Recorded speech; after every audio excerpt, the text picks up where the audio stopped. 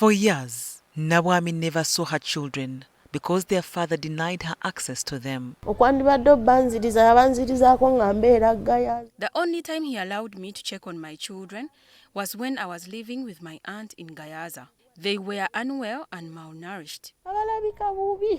She got married to another man and moved on with life. A few years later, after discovering where her husband worked, she trailed him back to his home and was able to see her children. They barely recognized her. Their father ordered me never to return to his home to visit children, saying he would cut me with a panga if I did. I gave up. When he discovered that she had spoken to their children, her husband moved the family to Manyangwa in Wakeso district, where he had another wife.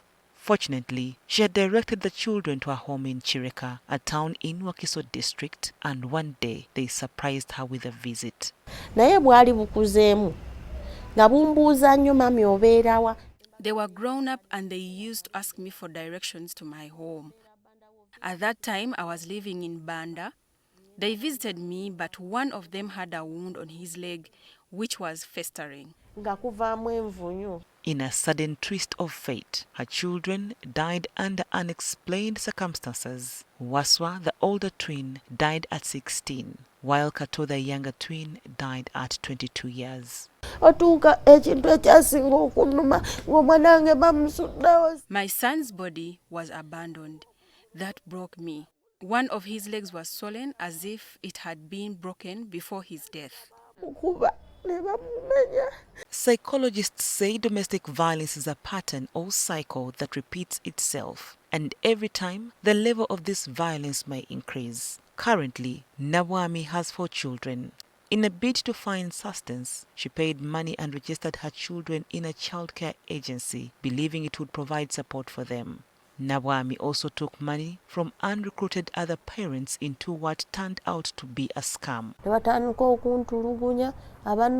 I was beaten and insulted by several people. Some of the people she recruited into the childcare agency began demanding their money back. Her creditors began confiscating her belongings. One of them came and took possession of all the clothes I had hung outside to dry. Nabwami was arrested and charged with extortion. At the police station, there were several cases filed against the same scammer. He had defrauded people in many other areas.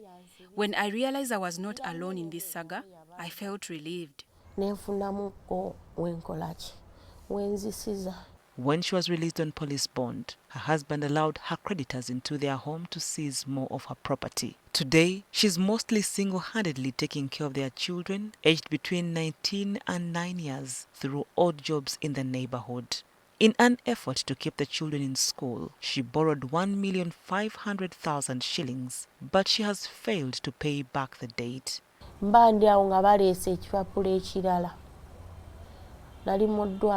I was admitted in hospital when a bill of costs and a demand note were slipped under the door of my house.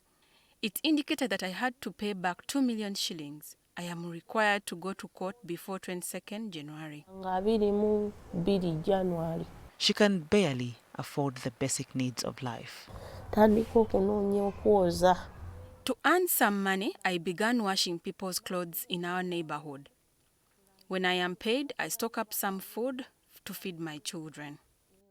Nabwami lives in a cycle of rejection. Her father rejected her. Her siblings cannot support her because they are scared of their father's wrath. Nabwami calls on well-wishers to help her with capital to start up a business. Since her first 2 children died because she was not able to support them, Nabwami has endured an abusive marriage because she is scared of what will happen to her children if she leaves their father.